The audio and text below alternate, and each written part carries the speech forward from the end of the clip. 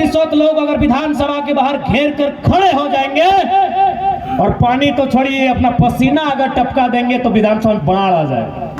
तो बात ही हमने नहीं किया है जिस प्रकार बिहार और यूपी में होता है, जिस प्रकार मणिपुर में हुआ था और असम में हुआ था। में अब हम ये बताना चाहेंगे कि भाई 1932 लीगल है कि नहीं। बार बार संवैधानिक कानूनी दांवपेच सामने आता है कि ये संवैधानिक है कि नहीं। बार बार कोर्ट रिजेक्ट करने का डर लगा रहता है कि कोर्ट रिजेक्ट कर देगी। तो एक बात स्पष्ट है, देश के प्रथम गृह मंत्री सरदार वल्लभ भाई पटेल ने साफ साफ कहा था कि लोकतंत्र में यदि लोगों की मांग, एक बहुत बड़ी आबादी की मांग यदि गलत भी है तो उसे मान लेनी चाहिए। ये लोकतंत्र है। अरे भाई, लोकतंत्र का मतलब है लोगों की संख्या। लोगों की संख्या क्या डिमांड कर रही है? आज मीडिया के माध्यम से हो या फिर अन्य स्रोतों के माध्यम से हो या फिर कानून के जानकारी जो व्यक्ति है उनके माध्यम से आपको यह बताया जाता है कि 1932 का जो खतियान है इसे माननीय उच्च न्यायालय ने 27 नवंबर 2002 के आसपास रिजेक्ट किया था। एक बात स्पष्ट जानिए, रिजेक्ट करने वाला कौन है? ना माननीय हाईकोर्ट। हाईकोर्ट से ऊपर होता है सुप्रीम कोर्ट। आपने सुना होगा जल्लीकट्टू। जल्लीकट्टू में जिस प्रकार हम लोग कुछ क्षेत्र में मुर्गा लड़ाते हैं, शायद आप लोग यहाँ है कि नहीं जानकारी होगा, ठीक उसी प्रकार जल्लीकट्टू में शायद बुल माने जो सांड लोग है उसका एक प्रतियोगिता होता है। तो माननीय सर्वोच्च न्यायालय ने कहा कि इस प्रतियोगिता को रद्द किया जाए। इसलिए रद्द किया जाए कि इससे जानवरों को क्षति हो रही है।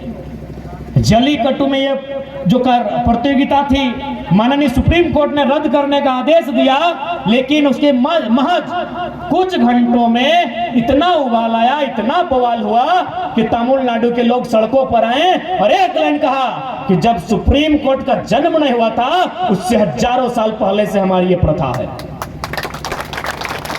सुप्रीम कोर्ट को बैक होना पड़ा। सुप्रीम कोर्ट को इसी देश में हमने देखा है, सुप्रीम कोर्ट को बैक होना पड़ा। तो अब तो हाई कोर्ट की बात कर रहे हैं। यहां तो हाई कोर्ट की बात हो रही है। जिस दिन झारखंड के 1% लोग, यानी आज मोटा मोटी 3.25 करोड़ की जनसंख्या है, उसका अगर 1% निकाले तो लगभग 3.25 लाख। जिस दिन 1% लोग कभी विधानसभा के बाहर 1% लोग अगर विधानसभा के बाहर घेर कर खड़े हो जाएंगे और पानी तो छोड़िए अपना पसीना अगर टपका देंगे तो विधानसभा में बाढ़ आ जाएगा। अरे बम बारूद की तो बात ही हमने नहीं किया है जिस प्रकार बिहार और यूपी में होता है, जिस प्रकार मणिपुर में हुआ था और असम में हुआ था। अगर यहाँ के लोग चुटकी बजा देंगे तो विधानसभा के कोई ईंट हिल जाएगा। लेकिन चूंकि यहाँ के लोगों में जागरूकता नहीं है, सब इंटरेस्ट नहीं लेते हैं, आज इसीलिए हमारे बीच ये कानून बनता है और गिरिडीह में, गोड्डा में 48 को मास्टर बाहर का बन जाता है। 1% लोग जिस दिन विधानसभा को घेर कर खड़े हो जाएंगे, जिस दिन इस राज्य में फिर से एक बार सारे लोग सड़कों में आके आर्थिक नाकाबंदी करेंगे कि खनिज हमारा है, जब तक हमें अधिकार नहीं मिलेगा ना यहाँ का कोयला हिलेगा, ना बालू, ना अभ्रक, सब ताला बंद किया जाएगा। कीजिए कितना केस करते हैं आप। जिस दिन ये उबाल यहाँ के एक नौजवान, एक छात्र, एक अभिभावक में आएगा, रांची से लेकर दिल्ली डोले। 1% हम बात कर रहे हैं। हमारा जो जनसंख्या है उसका अगर 1% लोग इंटरेस्ट ले ले तो राज्य की दिशा और दशा एक दिन में तय हो सकती है। यदि आज लोग इंटरेस्ट नहीं लेते हैं तो हम दावे के साथ और तथ्य और तर्क के साथ कहेंगे आने वाले 20 वर्षों में झारखंड की 20% आबादी शरणार्थी बनकर रह जाएगी। देख सकते हैं, धनबाद चले जाइए, ले बड़ा बड़ा ओपन कास्ट, किसी एक को डैम को उठाइए, पंचायत डैम, मैथन डैम, टेनो घाट का डैम, चांडिल का डैम। चांडिल का डैम बनने में 116 गांव डूबा है। उन लोग 6 तारीख को धरना में बैठने वाला है। चांडिल डैम आज से 50 साल पहले बना है, आज तक अधिकार नहीं मिला है। तो इसलिए झारखंड है। आप इस गुमान में कतई मत रहिए कि हम तो बरगद के पेड़ के नीचे मेरा गांव है, सुंदर सुंदर आम है, सुंदर सुंदर पीपल का पेड़ है, छोटा छोटा नदी नाला है। इस गुमान में कभी मत रहिए, क्योंकि जो गांव आज डूबे हैं, एक एक झटके में, एक एक कानून में 150 गांव डूबा है। हमको लगता है गांडे प्रखंड में मिलाकर 150 गांव होगा, मिलाकर 150 गांव होगा। चांडिल डैम एक योजना में 116 गांव डूब गया है, 116 गांव। बोकारो बीएसएल सुने होंगे, आपके रेशन वगैरह कोई जॉब करते होंगे, 84 गांव विस्थापित हुआ है एक कानून में। सिंदरी में भी लगभग 50 गांव, जो एशिया की सबसे बड़ी खाद्य कारखाना में गिनी जाती है, 50 गांव विस्थापित हुए हैं। माइथेन और पंचायत का तो रिकॉर्ड हम लोग के पास अभी नहीं है।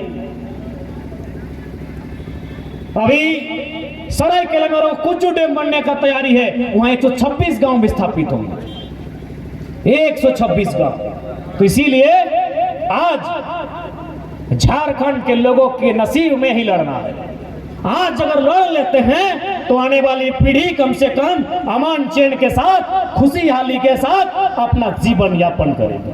और अगर आज लड़ने में चूक होती है, आज यदि बोलते कि नहीं हमको लड़ने में इंटरेस्ट नहीं है, न जाने कौन सा फरमान बनेगा, क्योंकि आप भी बराकर नदी के किनारे हैं, क्या पता कोई नया डैम आ जाए।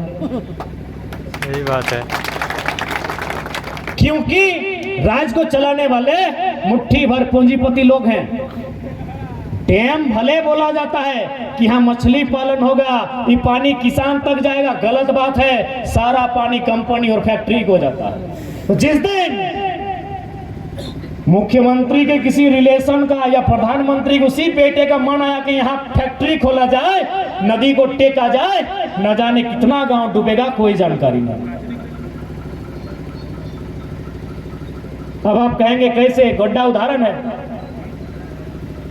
गोड्डा में अडानी प्राइवेट लिमिटेड कंपनी ने बिजली प्रोडक्शन कर रही है ना, 768 मेगावाट बिजली प्रोडक्शन हो चुका है, उसे बेचा भी जा चुका है।